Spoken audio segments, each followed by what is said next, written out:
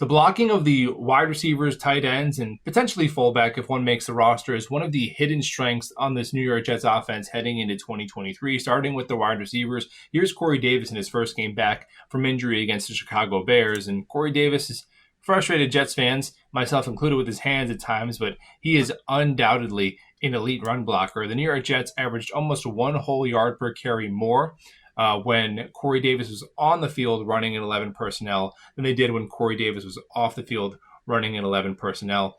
Probably his single best trait. Ditto that, his new teammate, Allen Lazard. These might be two of the top 5 run blocking wide receivers in the NFL.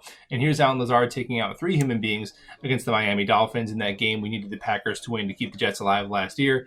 Furthermore, you see here, Hackett and Rogers would in 2020 and 2021 would build off of this, where you feign Lazard as a lead blocker and then you sneak him out and he becomes the pass target, kind of like establishing run and then going to play action.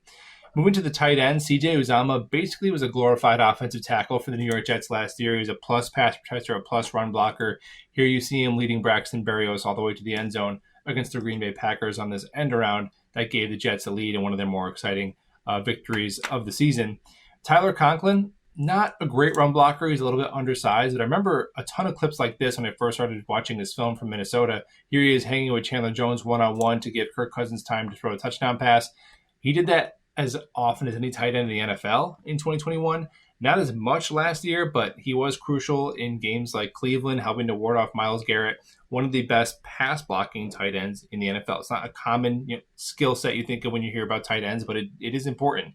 And our youngest tight end, Jeremy Rucker, here he is at Ohio State coming across on this wham block that he just obliterated linebackers and safeties with all day long at Ohio State. We saw a little bit of this in the Miami Dolphins game at the end of the year. I think he could be used in an H-back or fullback role if the New York Jets do not keep Nick Bawden, who, if you remember, hurt last year, but at the end of Zach Wilson's rookie season, similar to Corey Davis, the Jets' rushing attack was much more efficient with Bawden on the field. Here you see him on this counter leading Braxton Berrios for a first down, warding off Devin White there. I think it's a strength of this football team, and we'll talk all soon.